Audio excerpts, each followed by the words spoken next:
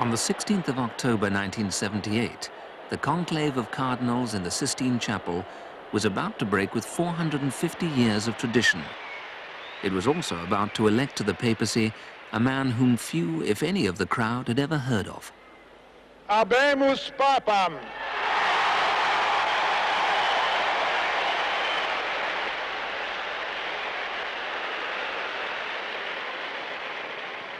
Eminentissimum ac reverendissimum Dominum Carolum, Sancte Romane Ecclesiae, Cardinalem Wojtyla.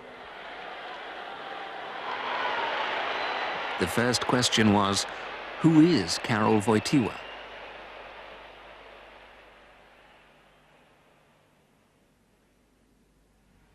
Within days, the attention of the world's media was on southern Poland, on the town of Wadowice, where Karol Wojtyla was born, on the house where he lived,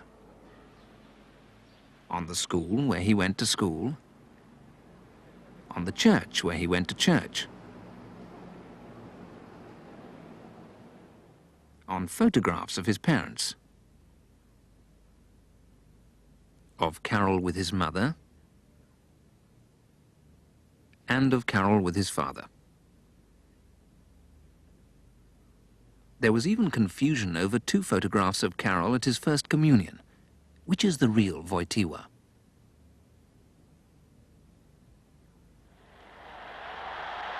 Cardinal Wojtyla was about to emerge from that relative obscurity to become one of the world's most famous and influential men, Pope John Paul II. Carissimi fratelli e sorelle, siamo ancora tutti addolorati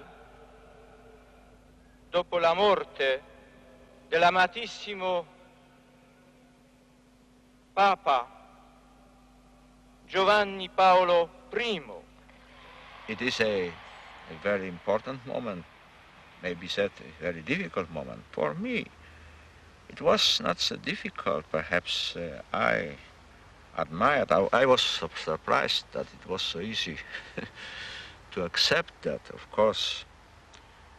In the spirit of a great hope, of a great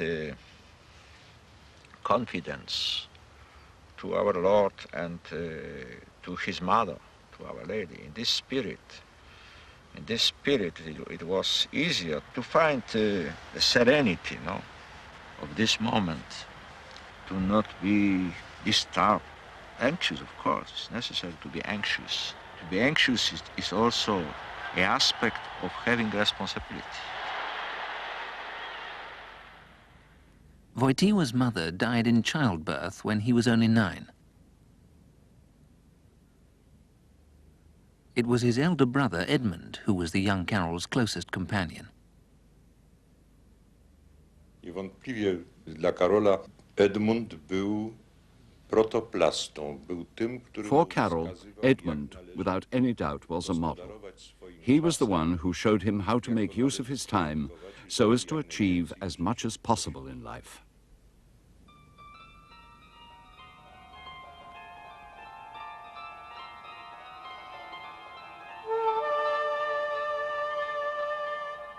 Ta rodzina miała niesamowitą prężność. To była ich ambicja, to była ich... They were a family of extraordinary resilience. They had ambition, a powerful drive, an inner discipline and thirst for knowledge. My wszyscy szliśmy na boisko. I remember when we all went to the playing field, normally we would run about until we were exhausted. No moderation at all. And only when we couldn't run any more would we go home exhausted to study. But Karol was different from the rest of us. After about half an hour, more or less, when he felt that he was physically tired and had, as it were, charged up the batteries, and he was ready for mental exercise, he would say goodbye and go home to do what was to be done. That is, to study.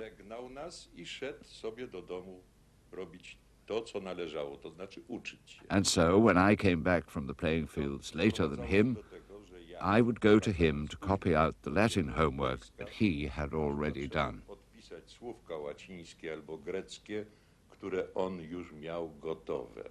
Et benedictio Dei omnipotentis, Patris, et Filii, et Spiritus Sancti, descendat super vos et maneat semper.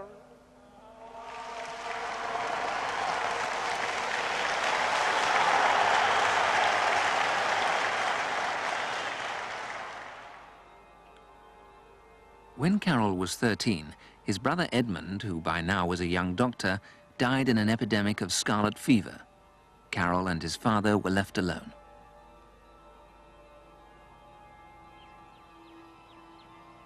Not far from Wadowice is the Marian shrine Kalwaria.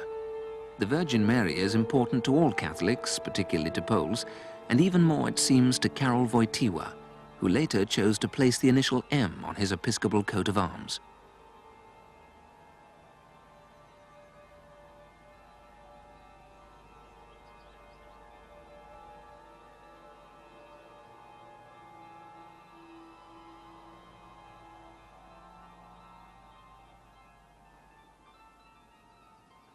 Karol Wojtyla was born only 14 kilometers from here.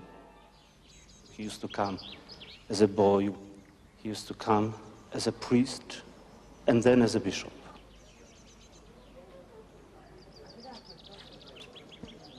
He came here as a pope. He said very remarkable words. He said that he used to come here and feel the great reservoir of prayer, from which he could draw for himself.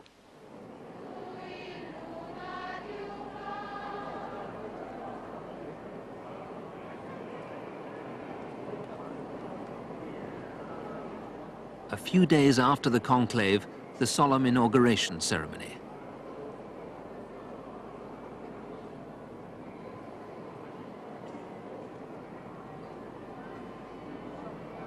As the new pope accepts the allegiance of his cardinals, they might have reflected on the one quality Karol Wojtyla shared with the very first pope, St. Peter. He had never intended to be a priest in the first place. His first love was drama, not theology, as even the Archbishop of Krakow discovered on a visit to the school in Wadowice. Mianowicie Karol w imieniu całego gimnazjum. There was a very telling meeting between them. During Archbishop Sapieha's visit, Karol made a speech on behalf of the whole school. The speech must have greatly impressed the Archbishop of Krakow, because afterwards he turned to Dr. Zachar, our prefect, who later became the priest here, and said to him, "Where is that student going after finishing school?" As I said, we were still doing our exams. Po skończeniu gimnazjum, mówię, byliśmy w trakcie pisania matury. Na to... Well, the prefect said, "I am not yet sure, Your Excellency." Then Karol said, "With your permission, Excellency, I can explain." Jeśli ekscelencja pozwoli, to ja... So the Archbishop says, in his typical nervous but kindly way, "But please, please." Nerwowe, ale bardzo dobrotliwe. No proszę, proszę. And Karol told him that he was going to study philosophy. The Archbishop just turned away from him, saying, "Pity, pity." No, szkoda, szkoda. At the age of 18, Karol, with his father, moved to a house in the Debniki district of Krakow, there to study philosophy and literature at the Jagiellonian University. Almost immediately, he became involved in student drama, as actor, writer, and director. He was still planning a theatrical career. Instead, he became the youngest pontiff for more than a century, the first non-Italian to hold the office in 450 years, and the first Slavic pope in history. May Christ give you his grace and his peace, overturning the barriers of division and making all things one in him. The story of Wojtyła's election to the papacy starts at the death of Paul VI 2 months before. Paul VI, Papa Montini, had been a long time dying. There had been much consideration of candidates for the papacy. Popes are elected in total secrecy by the 100 or so cardinals beyond the locked doors of the Sistine Chapel.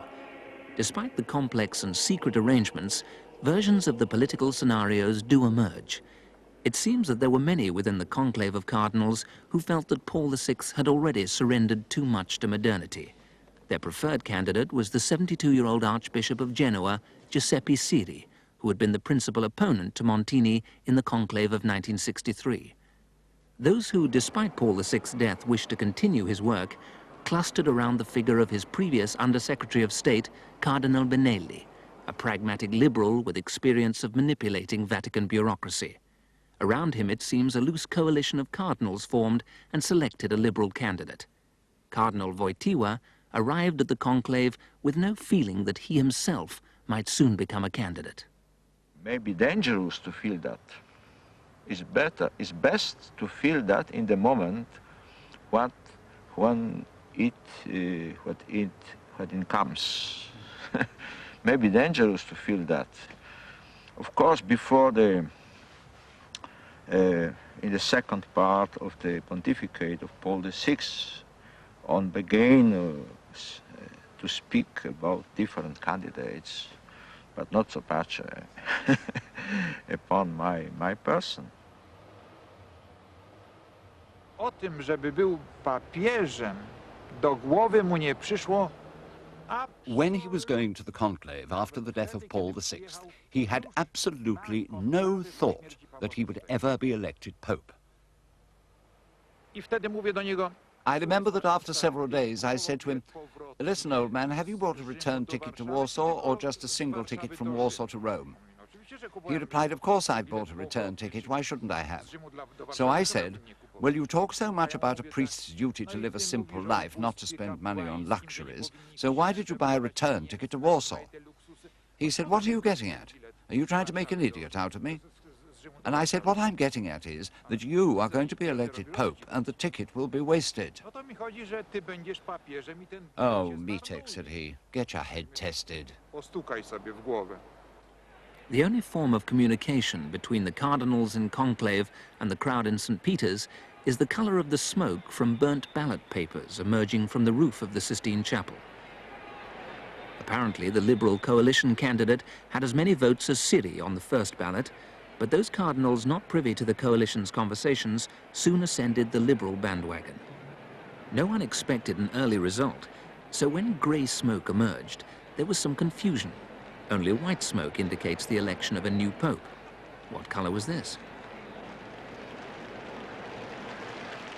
Only when the balcony doors opened did the world discover that the liberal candidate, Albino Luciani, the Patriarch of Venice, had been chosen as the new Pope John Paul I. No i doszło do konklawy, odwieźliśmy go na konklawę, on wychodzi z konklawy. And so, when it came to the conclave, we know that the smiling Pope was elected. I went to fetch Carol with a few priests. Z paroma księżmi on tak wychodzi. He was leaving last with Cardinal Wyszynski. Z kardynałem Wyszyńskim. He pointed his finger at me and said, "What have you got to say for yourself now?" While John Paul I accepted the accolades of the crowd, the man who would be John Paul II returned to Krakow. Within a year of Karol starting his university studies, Hitler had attacked Poland and set in motion the Second World War.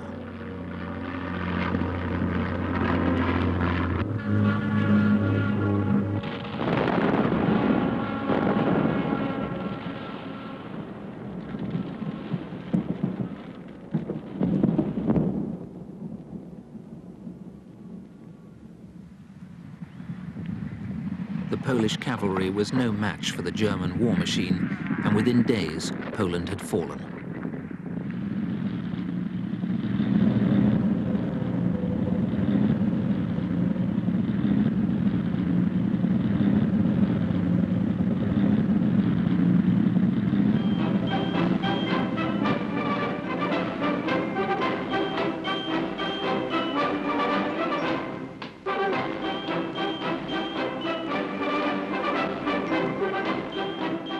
Nazis began to dismantle the Polish state, and Polish patriots had to go underground. The young Karol Wojtyła tried to continue his studies and to set up a clandestine Polish National Theatre. The Krakow Underground Theatre was started in this very apartment. It had already begun at the end of 1939, at the beginning of the German occupation. And the first one, because later on there were many theatrical groups, but probably the very first one was created by Karol Wojtyła, Tadeusz Kwiatkowski, Danuta Michalowska, and me. Danuta Michalowska is now rector of the Theatrical Institute in Krakow. Wtedy już zaczęliśmy się systematycznie spotykać właśnie tutaj i tutaj się odbywały. We began to meet here regularly, and this is where practically all our rehearsals were held. This is where we had our long discussions about our artistic dreams. Well, perhaps they were not that long, as the curfew was in force, so we had to leave in time. Ale właśnie w tym domu. Well, Wojtyła was from the start of our acquaintance a man like the rest of us. I mean, very cheerful, very youthful, physically, I would say, well built. Actually, Wojtyła distinguished himself among us by his acting talent, but above all by his voice, which he still has, hasn't he? A wonderful resonant voice, perfect diction. He was a great reciter, as well as a very talented actor. Nasza praca od czasu do czasu owocowała jakąś. This work of ours from time to time bore fruit in the shape of a so-called stage performance. This meant that friends and trusted people would be invited to a friendly apartment with a big living room, and they watched us perform. I oglądały, słuchały nas. Oczywiście warunki były przecież. Of course, it was all done in secret, under very difficult circumstances. We all worked, and worked very hard, too. You see, during the war, everything was dangerous, and for Poles to be involved in theatre was dangerous on many counts.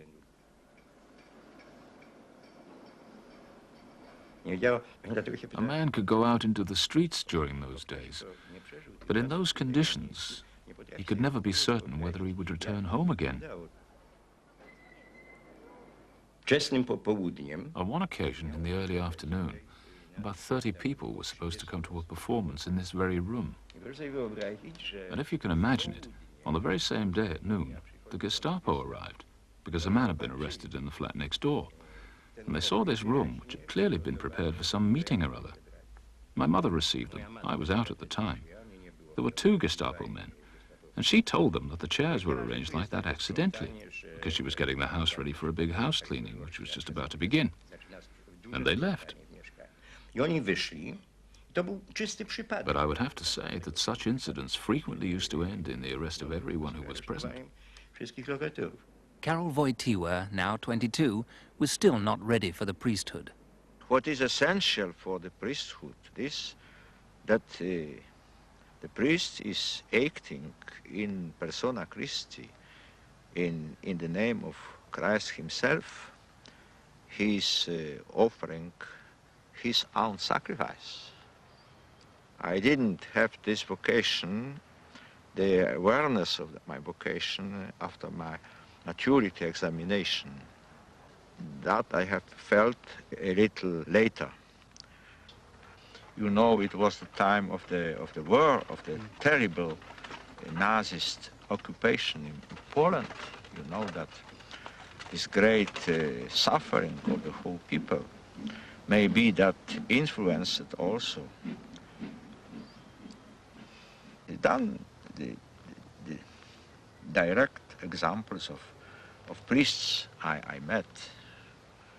I am very grateful to all of them who introduced me, humanly speaking.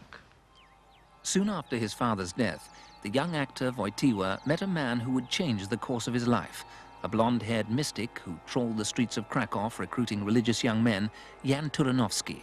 Among his recruits was also Mieczysław Maliński. I was just leaving the St. Stanislav Kostka church at Debniki. I had just been to the Mass at 6 a.m. I was at the door, and I saw a man with blonde hair, all combed up, and a dark black coat reaching below his knees, and a hat. One could say very traditionally dressed. He was waiting, and quite clearly he was waiting for me. I was trying to pass him, although I was sure that he was waiting for me. He stopped me and said, "Do excuse me, I am waiting for you. I would like to have a word with you. I know you." Now, this was 1940. His every word was making me more and more nervous.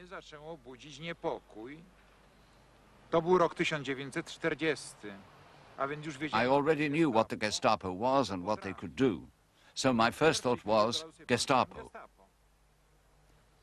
"May I accompany you," he says, "since you will be going home now to Madelinskiego Street."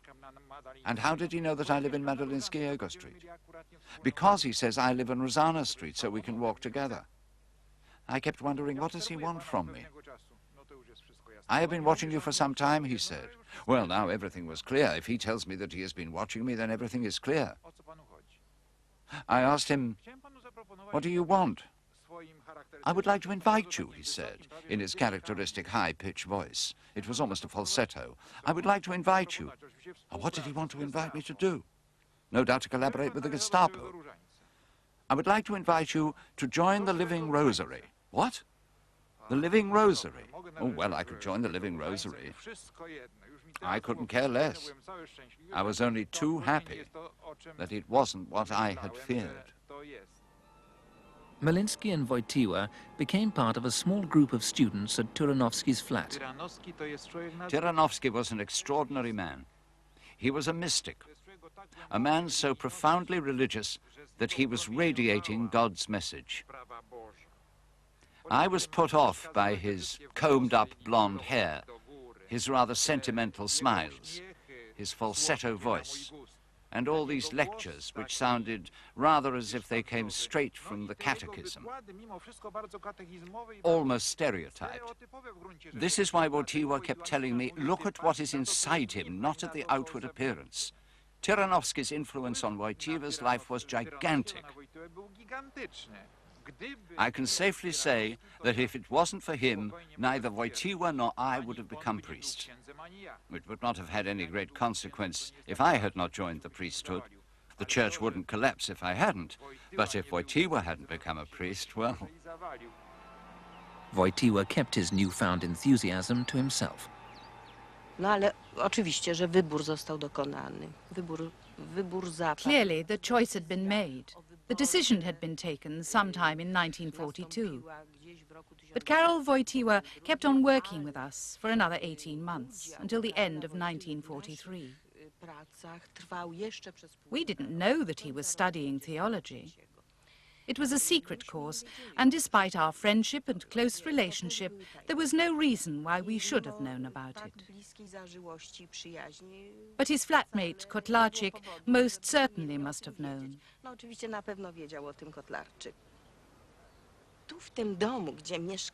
I imagine that in this house where he and the Kotlarczyks lived, there must have been many stormy discussions going well into the night. Kotlarczyk was a theatre fanatic. He believed that theatre was the most important thing in the world.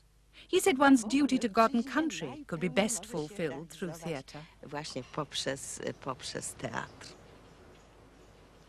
vocation is still a personal act and personal answer, personal response. And I felt that I cannot be other. I cannot realize myself and realize my mission in the life only as being priest.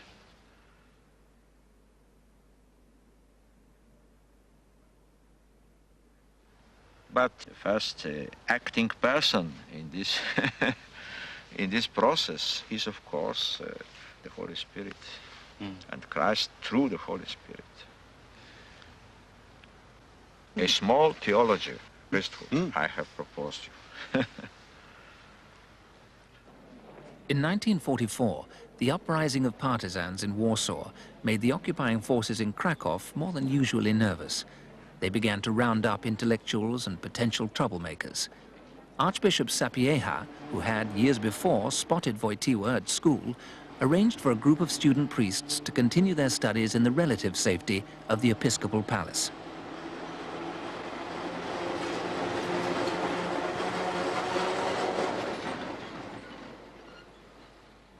In this room, 13 students ate, slept and worked for the last 6 months of the war. Among them Wojtyła and Maliński.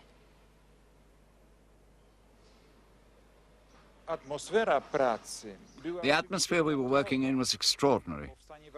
The Warsaw Uprising was still going on. We were aware of what was happening in Krakow, the constant manhunts, Auschwitz. All this gave a new meaning to our work.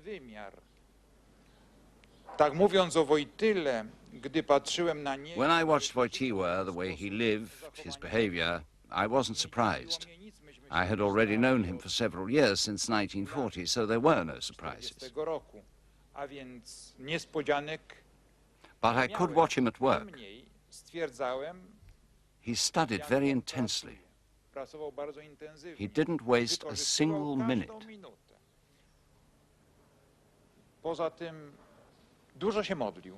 Apart from that, he prayed a lot. He used to hide himself quite happily in the chapel.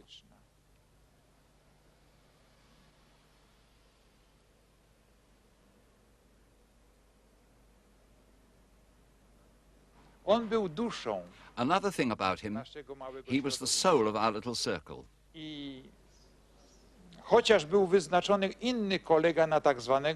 Even if someone else was chosen to lead some discussions, it was always Wojtyła who ended up being the leader.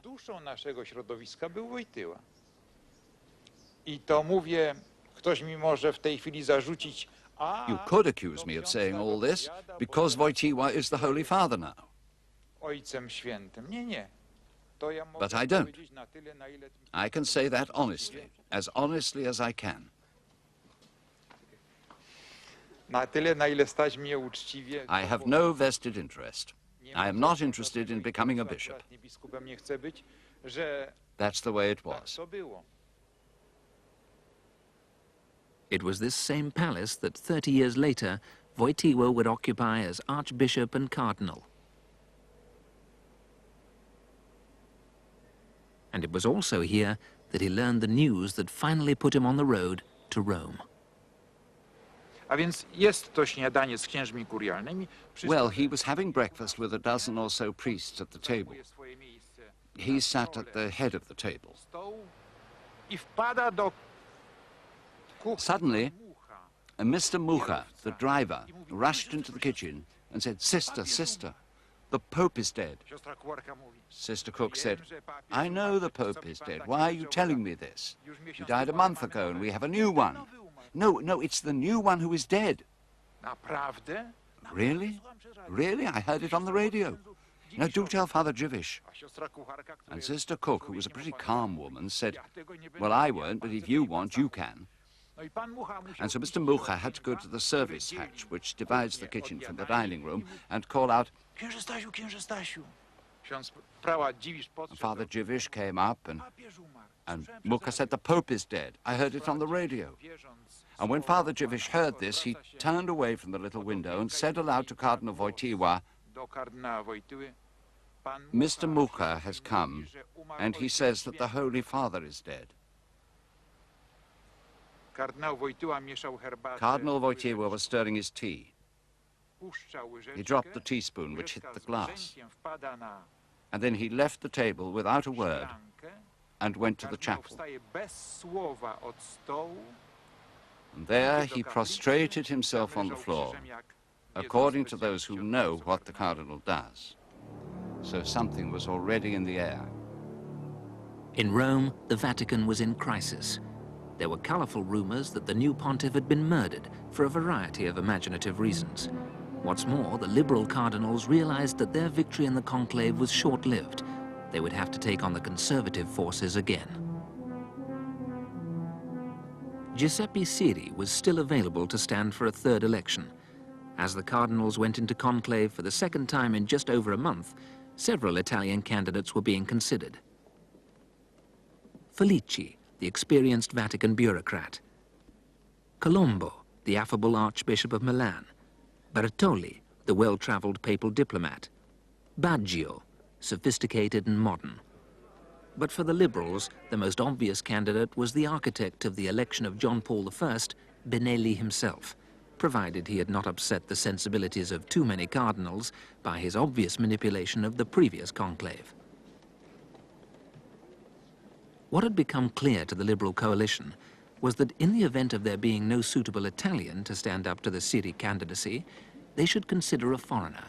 But to break the Italian tradition, any foreigner they chose would have to combine some pretty impressive qualities.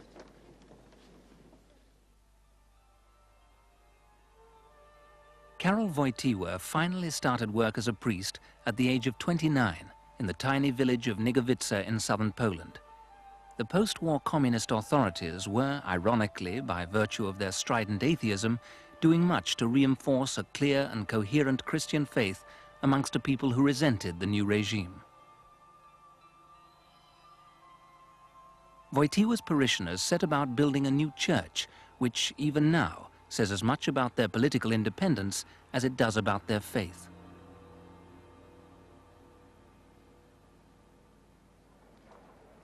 Within a year, the young priest was called back to Krakow to work in St. Florian's Church, but he also started an academic career as an assistant lecturer in philosophy at the university in Lublin.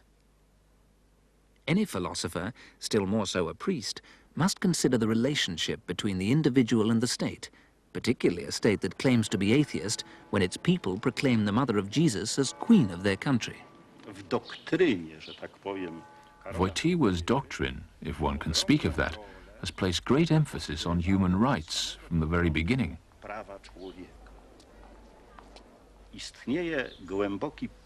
There is a great divide between the Catholicism, let's say, at the period between the two world wars and contemporary Catholicism.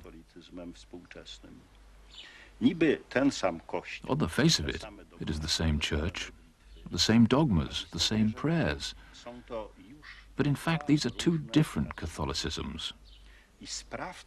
Karol Wojtyła is one of those responsible for this division. The idea of human rights was present in the language of the pre-war church, but it didn't occupy such a prominent place as it does now. This particularly is Wojtyła's contribution. Wojtyła kept penetrating this question in its different aspects, but he was also translating it into practice. Academic discussions continued outside the classroom in expeditions with his students to the Polish mountains. I remember this, we were something like 6 persons on this excursion. I remember this as a constant, permanent discussion on philosophy. And he was trying to teach me the philosophy of St. Thomas Aquinas. So we were walking around here, and with each step we were going deeper and deeper into the concept of a meeting between philosophy and religion and society also. We were arguing, and actually this arguing lasts until now. I had an impression, I still have an impression, that there was enormous expenditure of energy, or one could even say a waste, spent on a bunch of young people. And I don't know whether everybody was really interested in what was saying. Wojtyła taught philosophy, not theology.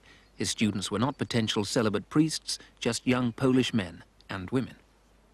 Christopher proposed us to go, proposed to group of colleagues to go for bicycle excursion near Kraków, and he said that with him will be some priest. I was not very religious in this time, so I was a bit afraid. I went to this excursion because I liked very much Christopher in this time and now also. But so we met somewhere in Krakow, priest Wojtyla with bicycle, and we realized immediately that he is completely different as I could suppose. He was very natural.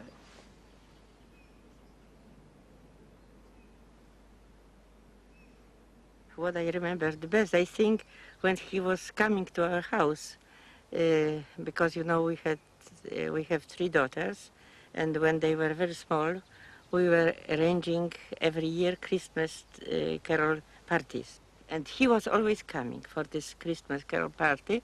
He liked it very much because he had personal contact with all families.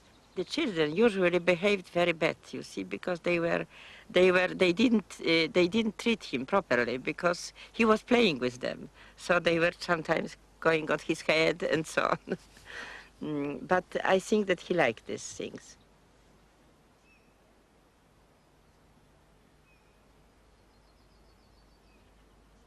He was just one of us, so we treated him, or we felt him as a colleague, as a companion during excursions, with, however, a certain authority which he always had among us. We were always recognizing his need for being alone during some hours, thinking, contemplating. We had an unwritten agreement or unspoken agreement among us that this is the time one should not interrupt him. I remember once he said, I was thinking, I was giving a deep thought to what we are doing together. Is it worthwhile? I mean, there are so many needs of the humanity and so many more important things than just a group of young people going to mountains or kayaking or meeting or discussing. And that he said, and finally I came to the conclusion, yes, it is important. Because what you are doing is setting up the model of the Christian people of 20th century, how they should live, people who are not priests, who are not directly connected with the church, but are the Christians anyway. Trying to create model Christian communities on whatever scale was to become a hallmark of Wojtyła's ministry.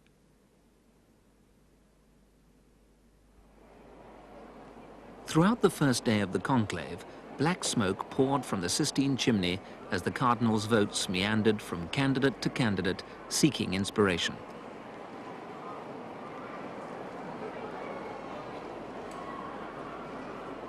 Outside, an optimistic crowd was hoping for another first-day result when, in the late afternoon, a burst of white smoke confused the watching world. Inside, it seems there'd been a surge of votes for Archbishop Colombo. He's reported to have announced that even if elected, he would refuse the papacy.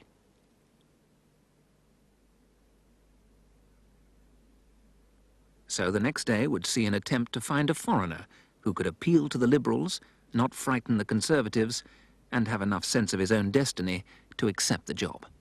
I remember when he became bishop, I met him just after his nomination, and he said, look, I thought that my career will be theology, I will be a scholar.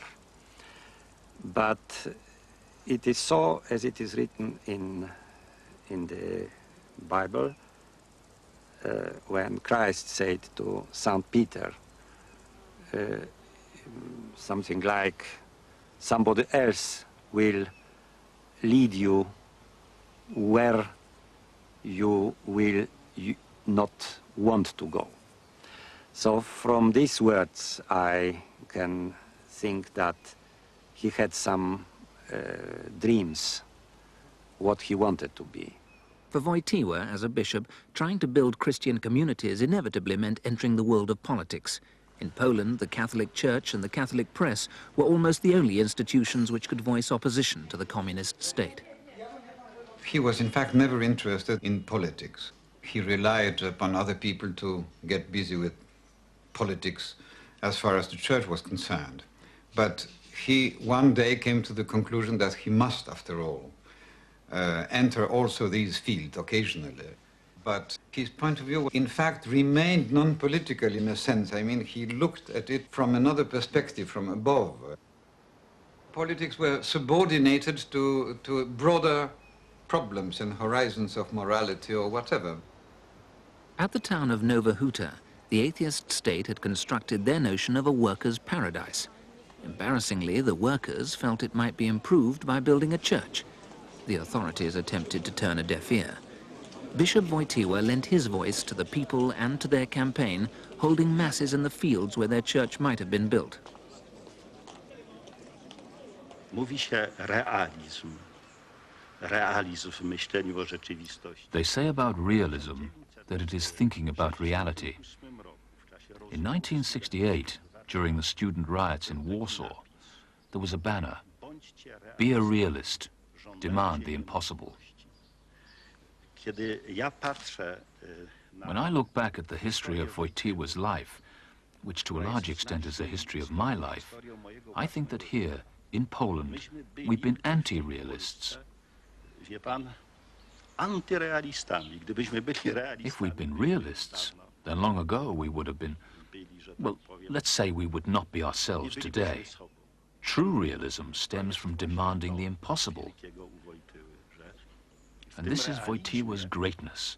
By demanding the impossible, he was not just reshaping reality, he was building it anew.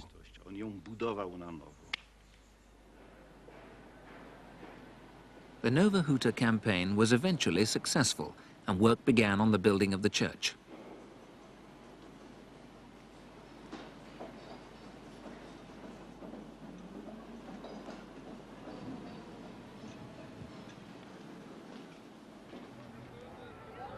In 1962, Wojtyła went with the Polish bishops to the Second Vatican Council.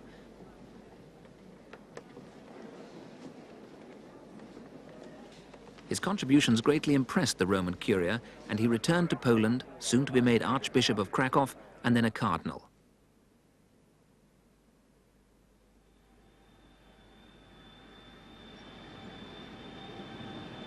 As a young man, he had traveled extensively.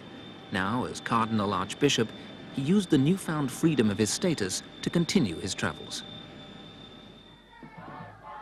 Whether or not the conclave knew of it, it was certainly a clue to the style of papacy he might create were he to be elected. In Poland, he was already considered a winner, and as Cardinal Archbishop, he was naturally invited to consecrate the finally completed Nova Huta Church. There is a Polish saying which says, well, you could steal horses with him, you see, and that was the feeling I had, that you could steal horses with Cardinal Wojtyła and realize some ideas we had here which were pretty difficult, perhaps. While Wojtyła's success in fighting an oppressive regime would recommend him to the liberal cardinals in Rome, the methods and structures he used to achieve that success would appeal to the conservatives. In the West, there is a very strong anti-institutional movement, which is also turned against the structure of the church. From our point of view, we need strong church structures. We need the church to be as strong as possible, in a structural sense, because then the church is better equipped to protect man. His reputation as unshockable, while at the same time immovable, could also appeal to both sides.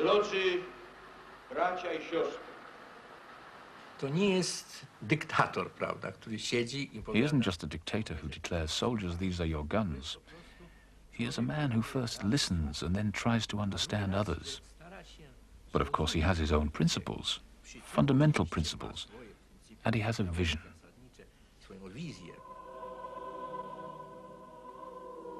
But his vision of the church and its obligations to its own history was the clearest indication of the priorities of any papacy he would create.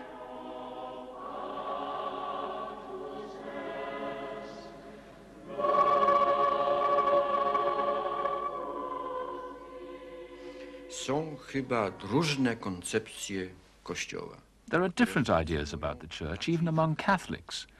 One is based on a very keen awareness that the Church was established by Jesus Christ, God-man, that it has a certain spiritual reality, very profound, and that all we are saying here comes from Christ, or some of his interpretations, as embodied by the hierarchy, which has to guard this trust.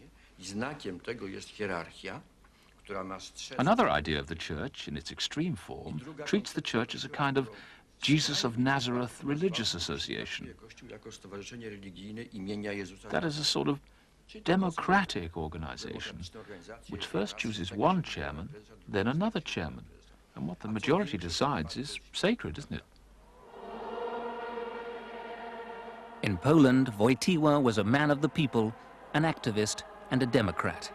But in Poland, where the alternative is atheistic communism, the people shared his vision of the Church.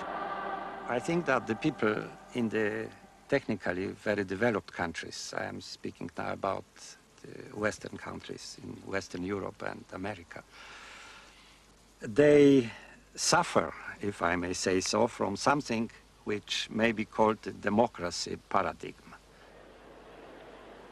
You see, democracy was such a success as a political system that the people in the West consider democracy as a criterion of truth, intellectual truth, but also moral truth, is something which is decided by voting.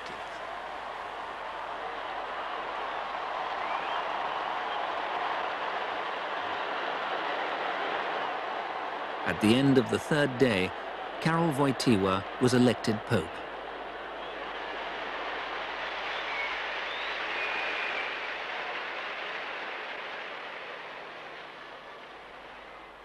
Habemus Papam.